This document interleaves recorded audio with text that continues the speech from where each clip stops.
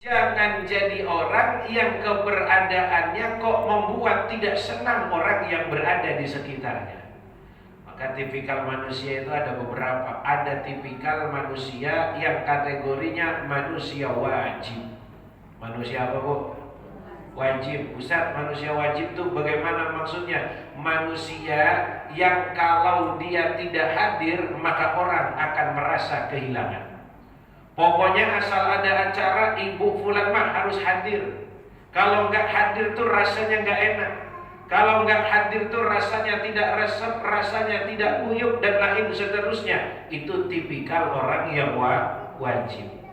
Yang ketidakberadaannya dicari dan ditanya oleh orang-orang yang berada di sekitarnya. Yang kedua, tipikal manusia sunnah.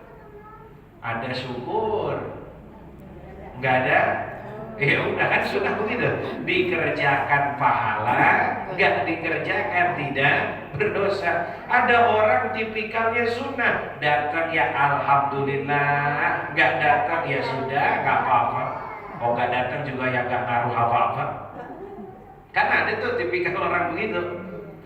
Ada orang yang kalau nggak datang, duh kemana sih Bu Fulan ini kok nggak datang ya? Kita bertanya-tanya apakah jangan-jangan beliau sedang sakit atau sedang tidak enak badan ini itu dan lain sebagainya. Tapi kalau tipikal yang kedua, tipikal sunnah, datang syukur, nggak datang ya wis ben. Yang ketiga, ada tipikal manusia yang haram. Kalau bisa jangan datang ke orang. Nah, itu tipikal orang yang haram. Kalau bisa jangan datang itu orang. Kalau bisa itu orang mah cepet-cepet dah pindah dari sini. Nah, kenapa? Jadi biar kerok. Tapi nyatanya ada Bu di tengah-tengah masyarakat yang masuk kategori tipikal yang ketiga, manusia yang haram. Ada orang belum mati tapi udah disumpahin biar cepat apa? Tuh orang mati. Enak kayaknya kalau dia mati selesai di kampung adem ayem. Oh, ada orang penjahat atau ada orang naik motor knalpotnya kenceng. Kadang kan orang bisiki kupingnya spontan ngomongnya gak enak.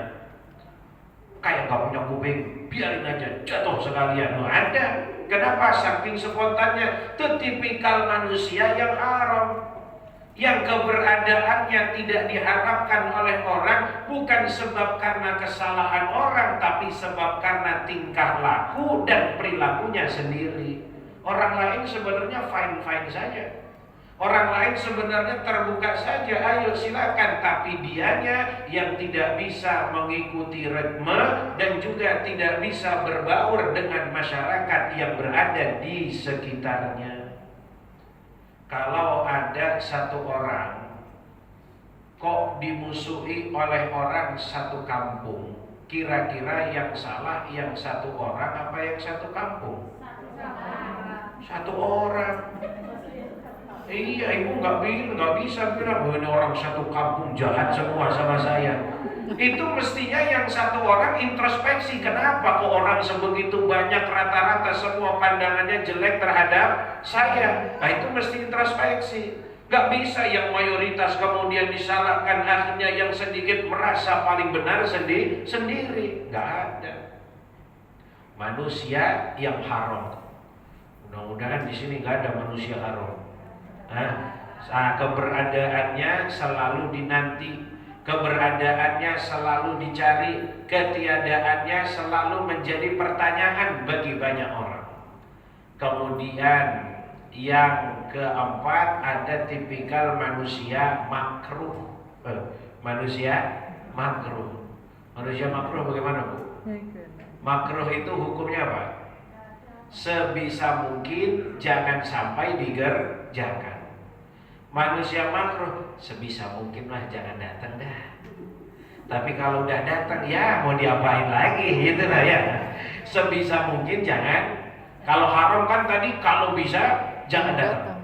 Kalau datang malah bikin pusing. Ini enggak. Ya kalau bisa mah jangan datang. Tapi kalau udah datang ya mau diapain lagi, mau udah kadung datang.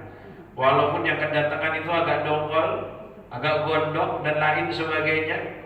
Tapi karena sudah kadung datang, sudah kadung ada, ya akhirnya mau nggak mau diterima. Maka jadilah orang-orang yang tipikal wajib, yang keberadaannya selalu membawa manfaat bagi orang yang berada di sekitarnya. Usaha bermanfaatnya dengan apa? Wong saya ini nggak punya duit banyak kok. Saya ini bukan orang kaya. Manfaat tidak selamanya harus dengan harta. Manfaat tidak selamanya harus dengan pangkat dan jabatan. Kata Syekh Nawawi, bahkan orang bisa bermanfaat. Yang pertama biljah, pangkat jabatan bisa datangkan manfaat. Jadi RT, jadi lurah, jadi camat, bupati, wali kota, menteri, gubernur, dan lain seterusnya. Itu bisa memberi manfaat kepada orang yang berada di sekitarnya. Kapan? Ketika pangkat dan jabatannya dia sanggup mengemban amanahnya dengan baik dan benar. Kalau nggak punya pangkat, nggak punya jabatan, bagaimana bermanfaatnya? Bilmal, dengan harta yang dia punya. Ada masjid mau dibangun, sumbangkan duitnya. Ada jalanan yang rusak, dikasih hartanya. Ada panti asuhan yang butuh dana, dia berikan hartanya. Ada anak-anak yatim yang butuh santunannya, maka dia berikan. Orang-orang tua jompo dia berikan. Janda-janda tua dia kasih. Janda muda nggak usah. Kenapa? Udah banyak yang mau ngasih. Udah banyak yang mau ngasih. Kalau janda muda ya, ibu-ibu kalau udah urusan janda muda laju bener kayaknya ya. Manfaat dengan harta. Harta yang kita punya, sebanyak apapun yang dibawa, hanya yang kita sedekahkan, hanya yang kita belanjakan, hanya yang kita dermakan. Selebihnya jadi apa, Bu? Selebihnya jadi apa? Di toilet kita tuh berakhirnya ya. Berakhirnya di toilet kita. Ibu hidup punya harta, tujuan utama yang pertama urusannya perut. Hari ini mau makan ini, besok mau makan ini, lusa mau makan ini, esok harinya lagi makan yang berbeda. Maka dari semua yang dipunya, kalau habis hanya untuk dimakan, tidak ada yang tersisa, dibawa kepada Allah Subhanahu wa ta'ala. Di kuburan mau punya teman apa sendirian aja, Bu?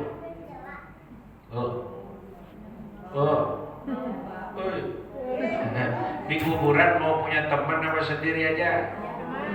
Ya, ibu ajak temannya mati dah. Bukan begitu maksudnya. Orang dikubur, zahir semuanya sendirian. Keluarganya pulang, suaminya pulang, bahkan boleh jadi besok sudah kawin lagi.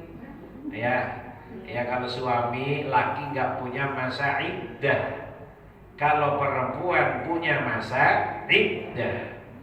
Perempuan yang ditinggal wafat atau dicerai oleh suaminya, masa iddahnya maka salah satu quru, 3 kali suci daripada haid atau menstruasinya. Kalau belum selesai 3 kali sucinya, maka dia tidak boleh nerima lamaran atau pinangan dari laki-laki yang lain, apalagi sampai menikah. Kalau perempuan yang sedang hamil kemudian dicerai atau ditinggal mati oleh suaminya, maka masa iddahnya sampai melahirkan anak yang di dalam kandungan. Jadi kalau perempuan ada aturan yang berbeda. Kalau laki-laki mah gak punya masa iddah, Bu. Pagi bininya mati, malam suami mau kawin lagi, boleh gak? Boleh secara fikih, cuma yang kurang ajar amat. Cuma yang kurang ajar amat, cukup bangetan. Kuburan belum juga kering 40 harinya. Lah kok sudah nikah lagi, itu ketahuan tuh, Bu, mesti matinya ibu disabotase. Disabotase, atau minimal ya sabotasenya lewat doa, ya Allah mudah-mudahan bini saya cepat mati. Bini saya cepat mati, gak kuat ya Allah, ngadepin bini cerewet betul kayak kaleng robek. Malam mau tidur aja masih cepet ceramahnya, dia di hadapan saya.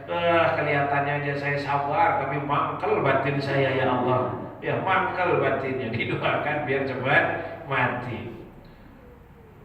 Tapi yang nggak benar, walaupun secara fikih hukumnya sah, tapi etikanya yang kurang bagus. Maka ibu pesenlah sama suaminya, Pak, kalau umpama ibu yang mati duluan, Bapak bolehlah nanti nikah lagi, tapi dengan syarat nunggu kuburan ibu kering.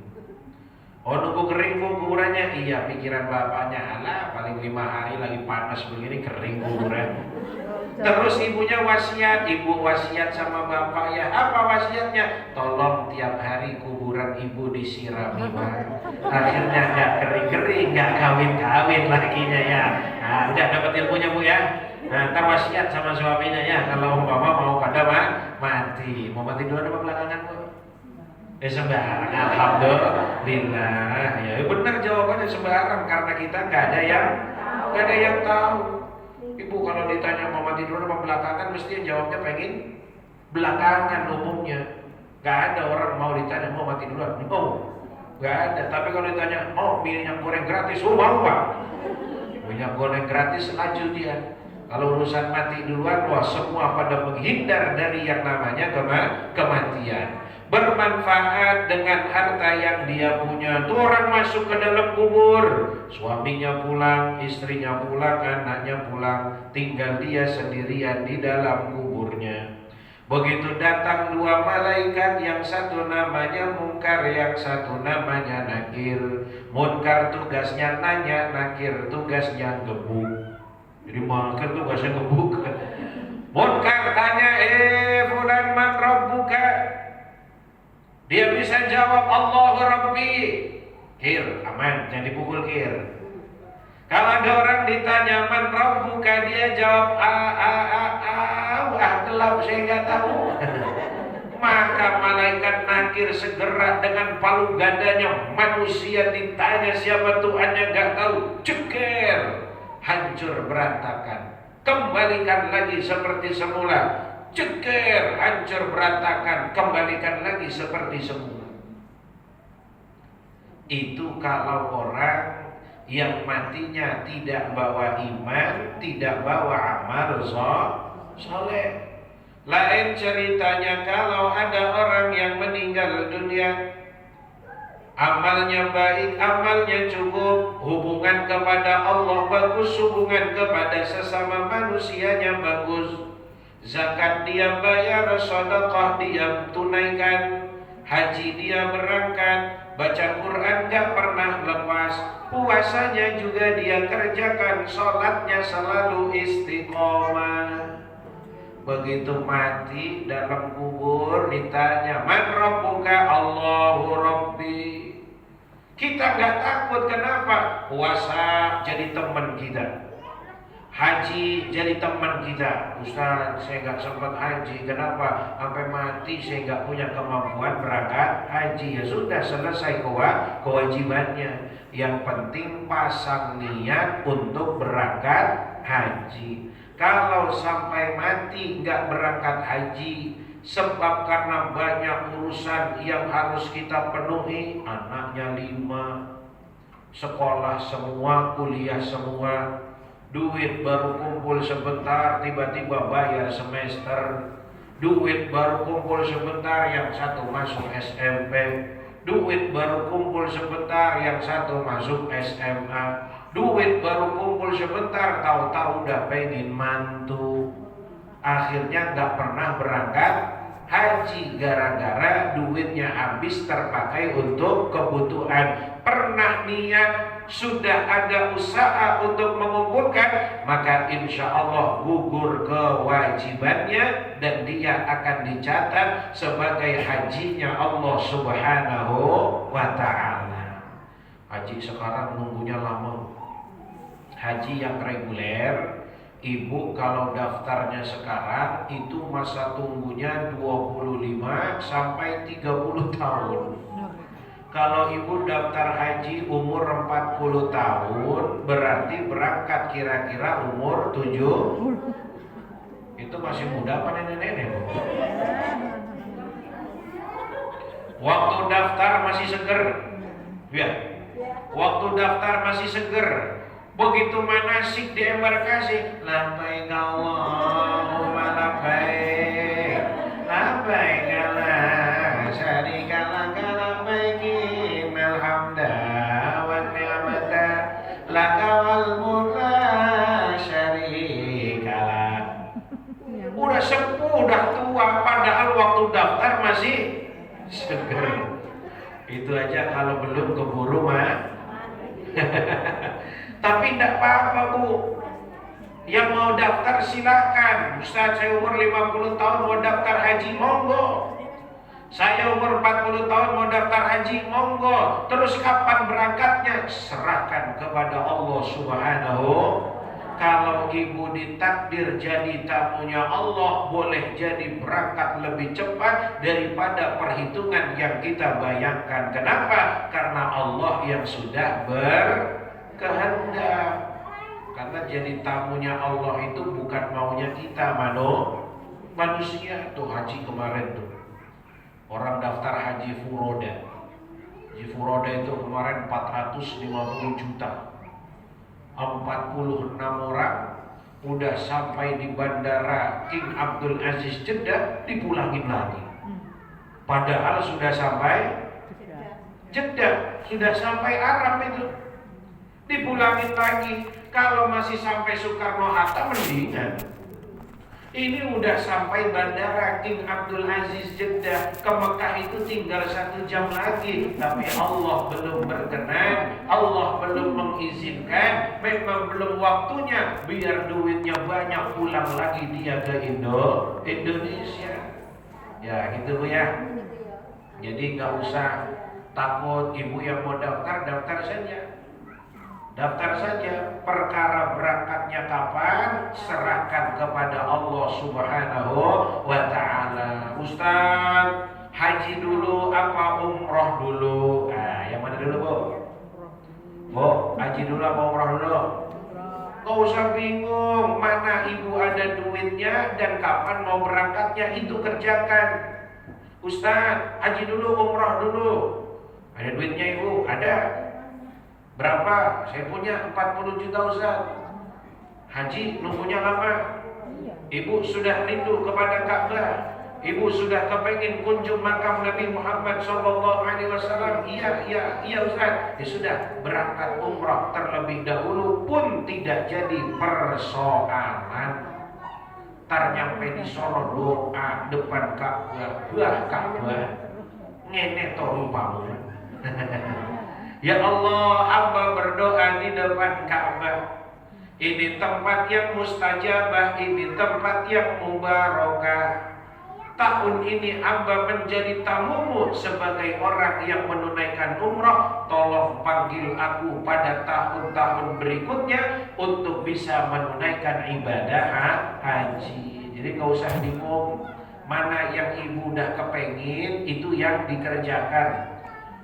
Gak usah ditimbang haji, umroh, haji, umroh, haji, umroh. Gak usah sekalian. Lah, kok malah gak sekalian? Udah ngitung-ngitung malah gak sekalian. Ya, hadirin yang dimuliakan oleh Allah Subhanahu wa ta'ala, itu akan menjadi teman bagi kita. Puasa jadi tameng, sholat jadi tameng. Ada yang di atas, samping kanan, samping kiri, ada yang di bawah, ada yang dari depan, ada yang dari belakang. Setiap kali ada yang mau menghantam dirinya, maka dia ditemani oleh amal-amal tersebut. Maka penerang kubur kita adalah amal soleh kita. Penerang kubur kita adalah kebaikan-kebaikan yang kita punya. Kuburan itu kan gelap, jangankan di dalamnya, di luarnya saja gelap, apalagi di dalamnya. Tapi kalau mau terang, jadikan amal-amal soleh itu melekat pada diri kita, maka amal soleh yang akan menerangi kuburan kita. Maka jadilah orang yang bermanfaat bagi orang-orang yang lainnya. Kemudian apalagi caranya? Bil maqal, dengan ucapan. Jabatan tidak punya, harta tidak punya, manfaat dengan ucapan. Kalau ngomong dijaga, kalau ngomong hati-hati, kalau ngomong yang bikin enak orang lain mendengarnya. Enggak, ditegur, jawab seenaknya. Dari mana bu? Dari depan. Mau kemana bu? Belakang. Rumahnya di mana bu? Enggak dibawa, nanya terus la ilaha illallah. Enggak ada pantas-pantasnya tuh ya. Bil makal, dengan ucapan nyenengin orang. Ada temannya kena musibah, motornya hilang. Motor saya hilang, kamu sih naruh sembarangan. Bu, bukannya dikunci. Udah tahu motor masih kredit, cicilannya masih panjang, malah hilang sekarang, kan bikin repot. Orang bu yang ngomongnya yang enak. Motornya hilang, iya. Nah, sudah, yang sabar. Mau gimana ini? Lapor polisi atau seperti apa? Dikasih solusi, jangan malah tambah diomelin. Ngasih solusi enggak, ngomelinnya panjang bener. Ikut urun bayar juga enggak padahal itu ya. Ikut urun bayar juga enggak, ngomelinnya mah pelaju sekali, kenceng sekali. Kemudian yang berikutnya bil jism ay bil quwwah. Kalau enggak punya pangkat, enggak punya jabatan, lisannya tidak bisa dijaga, maka bermanfaatlah dengan fisik dan kekuatan yang kita punya. Masyarakat kita ini masih kuat hubungan, terjaga sebab karena masih memiliki tenggang rasa, saling tolong menolong, bantu membantu antar satu dengan yang lainnya. Kayak orang-orang di kampung dulu itu bu ya, tetangganya punya hajat, guyup semua datang pada ngerewang.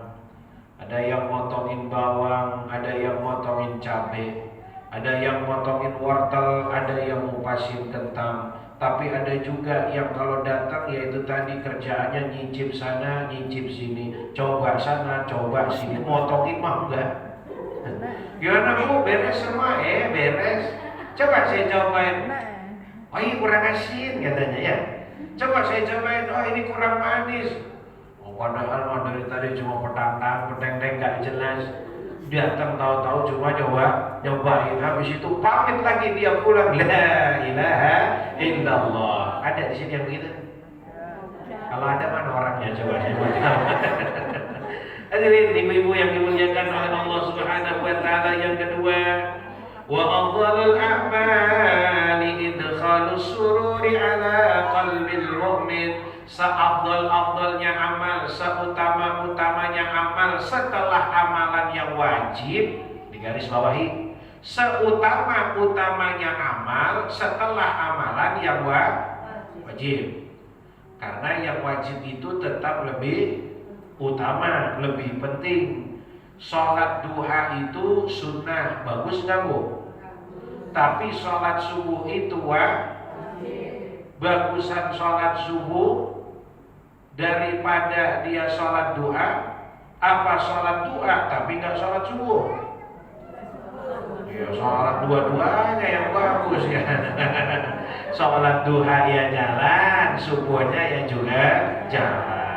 Ya namanya pilihan salah satu katanya, ya tetap wajib yang lebih utama. Sedekah itu bagus nggak bu? Bagus ya, sedekah bagus. Sedekah yang paling bagus kepada yang jauh apa yang dekat? Yang dekat.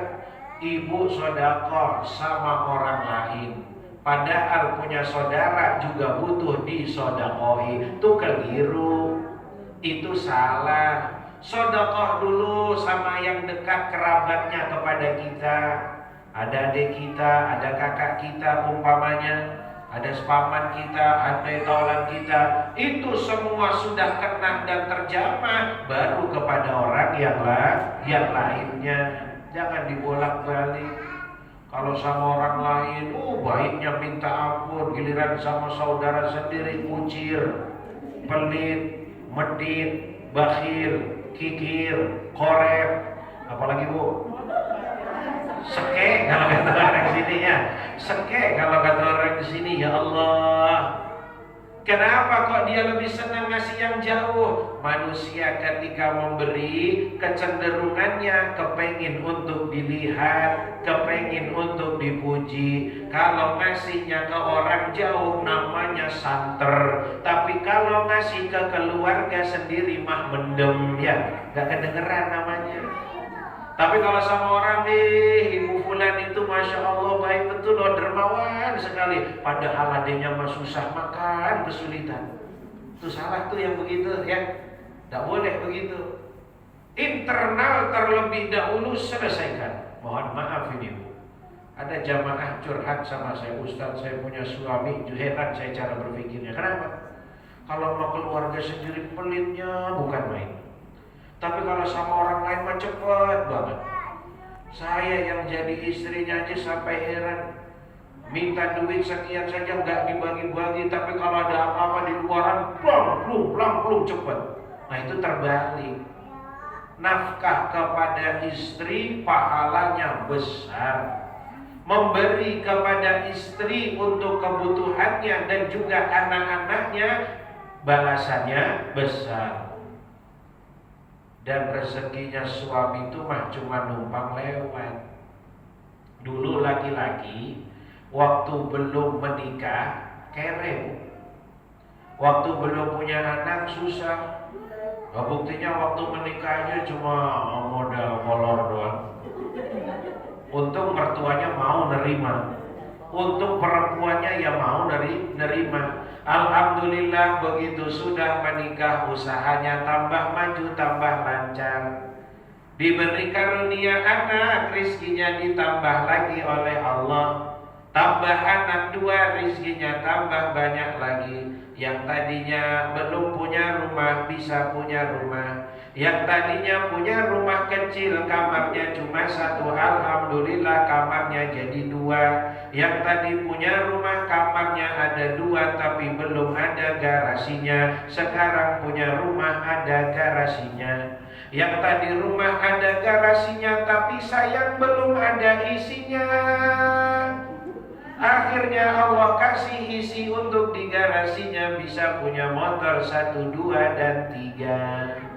Kemudian motor sudah 1, 2, dan 3, dia ngomong lagi, ya Allah hujan kehujanan, panas kepanasan. Enak rasanya kalau punya kendaraan yang rodanya ada 4. Dikasih oleh Allah roda yang 4, lama-lama dia mikir, ya Allah rodanya cuma 4, yang masuk cuma 8 orang. Keluarga saya keluarga yang besar, enak kalau rodanya ditambah panjang. Akhirnya dikasih mobil elep. Akhirnya dikasih mobil elep, muatnya 14 orang, muatnya 16 orang. Masih kurang gak kira-kira Bu? Masih, namanya juga manusia.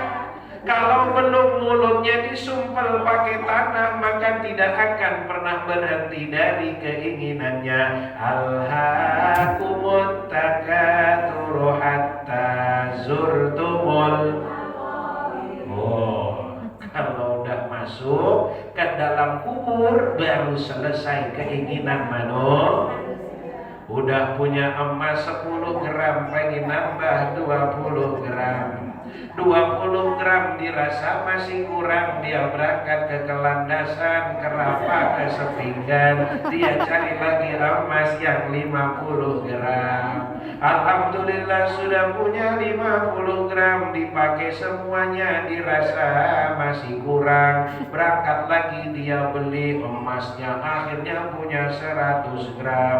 Lah kok yang heran, punya emas 100 gram, 100-100-nya dipakai.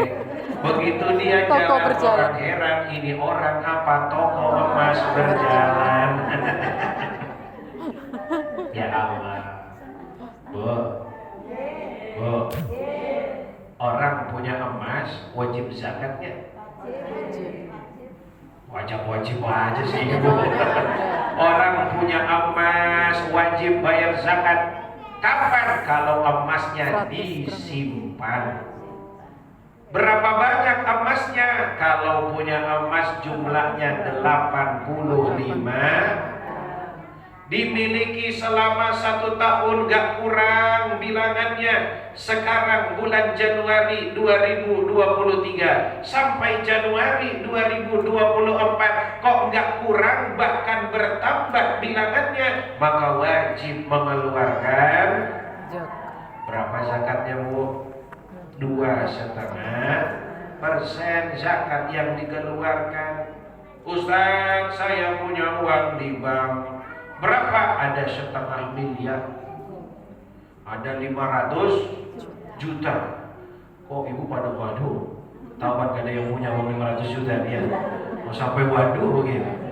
Ada uang Ustaz, saya punya 500 juta. Dari kapan tuh uang ibu punya? Dari Januari 2022. Sekarang Januari 2023 Bu. Iya Ustaz. Duitnya berkurang nggak dari bilangan 85 gram emas? Enggak Ustaz, malah nambah hitungannya. Wajib mengeluarkan zakatnya. Berapa? 2,5 dari 500 juta. Berapa berarti Bu? Bu, ya udah hitung aja sendiri ya. Kalau 100 juta berarti 2,5 juta kali 5 berarti berapa tuh? Kali 5 12 juta 500. Nah itu yang harus dikeluarkan. 12 juta 500. Sedikit gak Bu? Sedikit dari 500. Iya, sedikit karena dari 500 juta yang diminta cuma 2,5. Tapi masih banyak orang yang gak mau bayar, pura-pura gak tahu zakat. Yang lebih anehnya lagi belaga curang. Ibu punya emas 100 gram, niatnya disimpan buat investasi. Begitu udah mau masuk haulnya, dimiliki 1 tahun, dia gadein emasnya. Dia gadekan 20 gram. Berarti kan berkurang. Orang dengan niat demikian dosa. Dia gak punya kebutuhan, dia tidak punya kepentingan, hanya ingin menghindar niatnya dari zakat biar berkurang nisab emasnya kemudian digadaikan, tetap dianggap dosa orang tersebut karena mangkir dari membayar zakat. Paham Bu? Paham kan? Paham beneran nih? Alhamdulillah.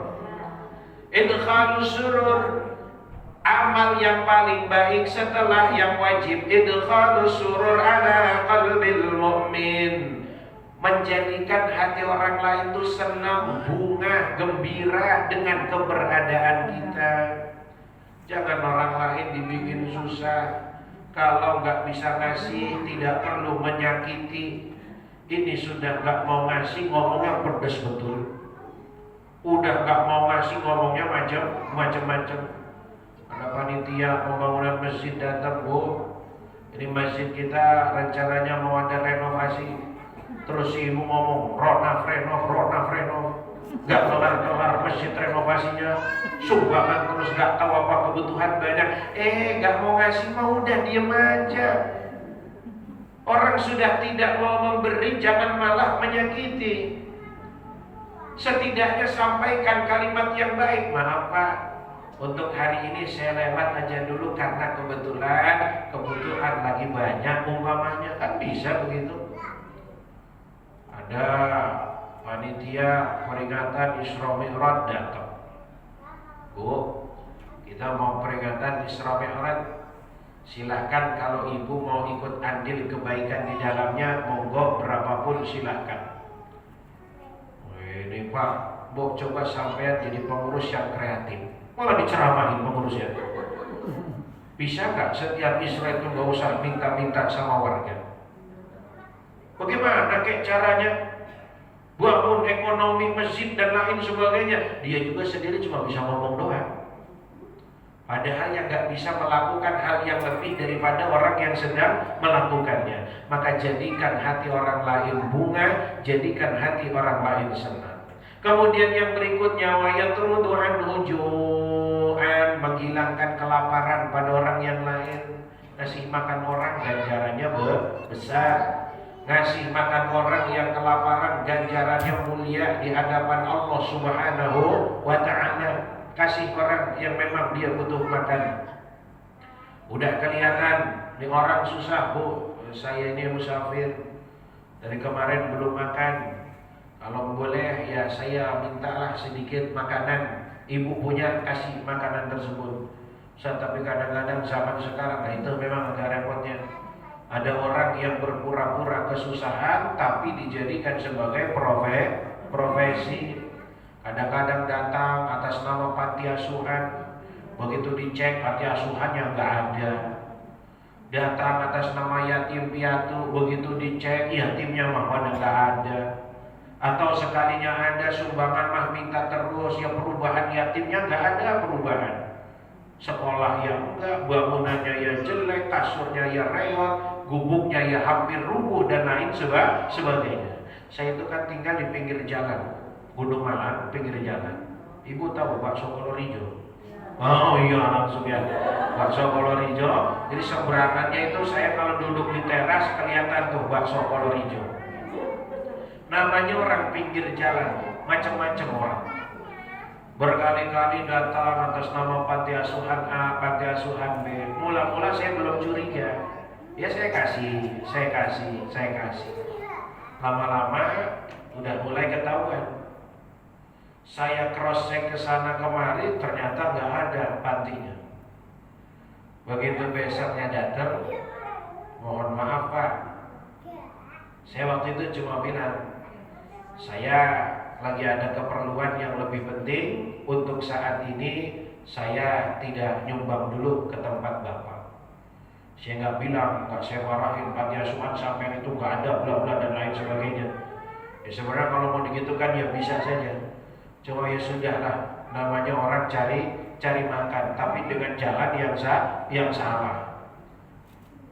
Ada lagi pernah datang, ini mah ketahuannya ketangkep basah bahasanya. Sodorkan proposal pembangunan pondok pesantren ada di kilo 23. Saya baca di situ pimpinannya Ustadz Fulan. Saya kenal sama beliau, nomornya ada. Langsung saya telepon Ustaz. Tempat sampai memang mengedarkan proposal dibawa keliling-keliling. Boten Ustaz katanya. Oh berarti ini masih ada yang, wah itu nakal itu orang katanya. Akhirnya saya bilang sama orang itu, Mas, saya baru nelpon sama yang namanya ada di sini. Ini langsung pengasuhnya, langsung pimpinannya. Katanya tidak ada proposal yang diedarkan di luar. Langsung dia pura-pura bego. Wah ini gimana ini orang yang nyuruh saya? Sama aja suruh saya ditangkap sama polisi katanya. Padahal mah ya udah tahu. Cuma pura-pura tidak tahu. Wa yatrudu anhu ju'an, jadikan perut orang lain itu kenyang. Ada orang kelaparan kasih makan. Maka akhirnya ramai tuh timbul Jumat berkah, Jumat berkah, Jumat berkah. Kok baru berkahnya Jumat doang? Ya itu jadi momen bagus. Jumat hari yang baik, diisi dengan amalan yang baik. Tapi bukan berarti ngasih makannya hanya hari. Ntar ada orang datang, Bu, tolong Bu, saya lapar. Maaf Mas, kalau mau nanti yang nunggu Jumat. Keburu mati orangnya, Bu. Suruh nunggu Jumat. Nanti yang nunggu Jumat biasanya saya ikutan Jumat berkah di sana. Lah sampai nanti datang di masjid ya, itu ada Jumat berkah, ada kotakannya, silakan sampai ambil. Tak begitu. Kebaikan dikerjakan setiap hari, setiap waktu, setiap ada kesempatan. Yang berikutnya yang dicintai oleh Allah, wa yakshifu anhu kurban wa yakshifu anhu karban, menghilangkan kesulitan yang dimiliki oleh orang yang lainnya. Tetangganya susah, tolong. Saudaranya susah, tolong. Tetangga butuh bantuan, bantu. Saudara minta bantuan, bantu. Ustaz, saya ini serba repot, kenapa? Saya punya saudara berkali-kali sudah dibantu Ustaz, tapi dibantu tapi nggak tahu diri. Dulu pertama pinjam dululah sekian, ntar saya pulangin. Iya, janji sendiri, mangkir sendiri. Dia yang janji, dia yang berkhianat. Nanti mau dipulangin uangnya sebulan, Dapat sebulan, jangankan ngomong, jangankan bayar, ngomong saja enggak. Orang yang menghutangkan itu asal sudah dikasih omongan sama yang hutang udah senang banget. Ya, ya Allah senang. Berarti ini orang sadar kalau dia punya. Yang agak jengkel itu sudah ditagih enggak, ngomong enggak, bayar juga enggak. Begitu ditagih pura-pura bego. Begitu ditagih pura-pura enggak punya hutang. Hutangnya kok belum disaur-saur. Hutang yang mana ya, Mbak? Perasaan saya enggak pernah hutang ya sama sampean. Kok hidup saya nyaman, gaji suami saya besar. Kok sombongnya ngono. Orang kok sombongnya model demikian. Dan orang hutang sekarang itu lebih galak daripada yang masih lebih galak, Bu. Ya, jenengan ingat enggak punya hutang? Hutang, si toh, katanya bulan itu si toh hutang. Lah iya loh. Tanggal sekian sampean mau pinjam ke saya 500.000. Masa sih? Mana coba catatannya? Mana coba perjanjiannya? La ilaha illallah, dia tanya perjanjiannya. Padahal kalau kita mau bikin perjanjian kan bisa saja. Cuma ya kok rasa-rasanya kurang elok, masa sama orang dekat saja pakai perjanjian. Dan yang dipinjam ya nominalnya hanya 500.000 rupiah. Tapi bukan masalah 500.000 rupiahnya, tapi masalah amanah dan juga kepercayaan. Orang itu sekaya-kayanya mandang duit tetap senang sama yang namanya. Apa dipikir orang kaya gak senang duit? Makanya kaya karena senang. Ya kalau nggak senang duit nggak kaya, Bu. Ya. Makanya kaya karena senang duit. Berarti Ustaz yang nggak pada senang duit ya nggak kaya, ya nggak begitu juga, ya. Tapi maksudnya bahwa semua orang itu butuh. Jangan kemudian menganggap diremehkan akhirnya. Dia itu kan uangnya banyak, suaminya ketahuan gajinya berapa.